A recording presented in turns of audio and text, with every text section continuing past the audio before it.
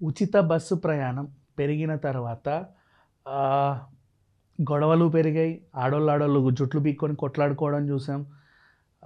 Seat కోసం కొట్లాటలు చూసాం. రకరకాల డిస్టర్బెన్స్‌లు చూసాం.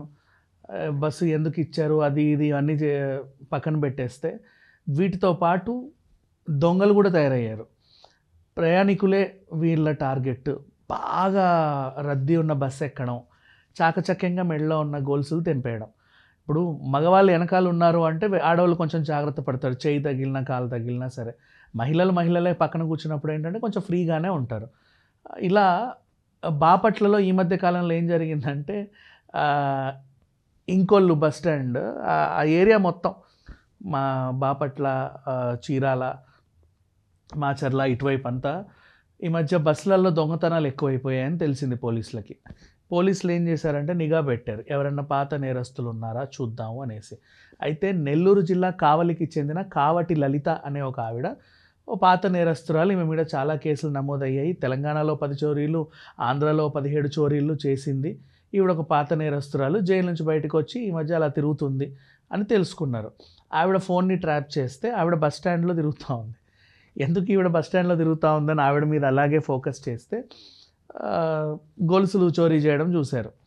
పట్టుకున్నగానే తన దగ్గర 15 లక్షల విలువైన బంగారు ఆభరణాలు ఉన్నాయి. ఇంకా చాలా చేసింది.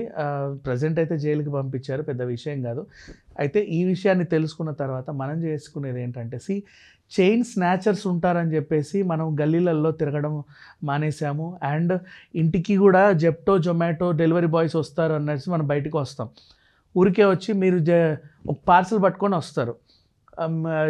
పార్సల్ జొమాటో ఆర్డర్ చేసింది మీరేనా అంటారు. మేం కాదండి, మేబీ వాళ్ళేమో అనే లోపు తెంచుకొని వెళ్ళిపోతారు. అట్లానే అంటే వీళ్ళు అన్నట్ల వాళ్ళ రూపంలో దొంగలు వస్తారు. మనకు తెలియదు. సార్ మీకు లెటర్ వచ్చిందని ఒక కవర్ పట్టుకొని వస్తారు. ఎవరబ్బా ఇది, మా ఇంటికి ఎందుకు వచ్చింది అని మనం చూసే లోపే జరిగిపోతాయి. ఇది కూడా చాలా తెలివిగా చేస్తున్నారు అపార్ట్మెంట్స్ని బేస్ చేసుకొని. అంటే కొన్ని అపార్ట్మెంట్స్లో ఏంటంటే కింద వాచ్మెన్స్ ఉంటారు, ఉండరు, ఎక్కువ పట్టించుకోరు. అంటే అన్నీ స్ట్రిక్ట్గా ఉంటాయని నేను చెప్పలేము. కొన్ని ఏంటంటే నార్మల్గా వదిలేస్తున్నారు. పాత బిల్డింగ్స్ ఉంటాయి. వీళ్ళు ఆ కిందే పేర్లు రాస్తారు.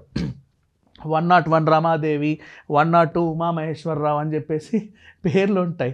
వీళ్ళు ఏం చేస్తారు, 101 రమాదేవి అని రాసేసి 101కి వెళ్ళి కొడతారు. అక్కడ ఓనరే ఉండొచ్చు, టెనెంట్సే ఉండొచ్చు, మనకు తెలియదు. కానీ కాసేపు మాటలు అయితే అవుతాయి. చూడండి ఎలా, మేడం 101 మీకు లెటర్ వచ్చింది, ఏ పేరు మీద వచ్చి రమాదేవి. ఒకవేళ ఆవిడే రమాదేవి అనుకో, నాకెవరు రాశారు, ఎక్కడి నుంచి వచ్చింది అనే లోపు మెడలో ఉన్నాయి వాడు లాగేసుకొని బయటికి వెళ్ళిపోతాడు.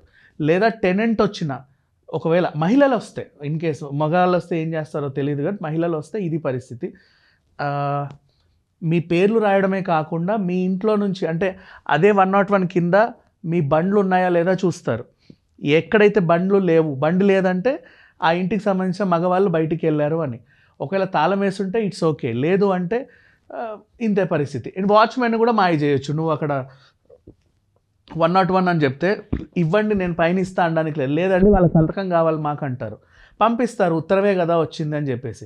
ప్రతి అపార్ట్మెంట్లో వాచ్మెన్స్ని కానీ డెలివరీ బాయ్స్ని కానీ వీళ్ళని చాలా ఈజీగా నమ్మి బయటికి పంపిస్తున్నారు. బట్ దయచేసి జాగ్రత్త పడండి. ఎందుకంటే ఇప్పుడు జరిగింది బస్సులో కాబట్టి మనము అపార్ట్మెంట్కి ఎందుకు వస్తారులే అని అనుకోవద్దు. బస్సు అయినా సరే, ఎక్కడైనా సరే, ఈవెన్ ఫ్రీ బస్ ఎక్కుతున్నారు, కిర్సిపోయే జనాలు ఉంటారు దాంట్లో. వద్దు, మేబీ ఇంకో బస్సు వస్తుంది, కాసేపు వెయిట్ చేయండి. 5-10 నిమిషాలకు పెద్ద మనకి ఒరిగేదేం లేదు, ఎంత కాదనుకున్నా.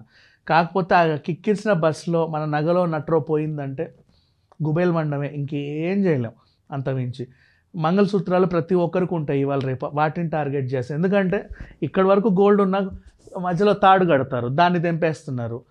అండ్ గోల్డ్ని తెంపుతున్నారు. వాళ్ళ దగ్గర ఏవో ఉంటాయి కట్టర్లు మంచిగా. జాగ్రత్త పడితే బెటర్, అంతమించి ఇంకేం చెప్పలేం. ఉచిత బస్సు అయినా ఎవరైనా, ముఖ్యంగా మహిళలే. ఎందుకంటే బంగారం రేటు పెరిగిందని చెప్పేసి ఏదైనా రేటు పెరిగింది అంటే దానికి తగ్గట్టు క్రైములు కూడా పెరుగుతాయి. జాగ్రత్త పడండి. Thank you so much.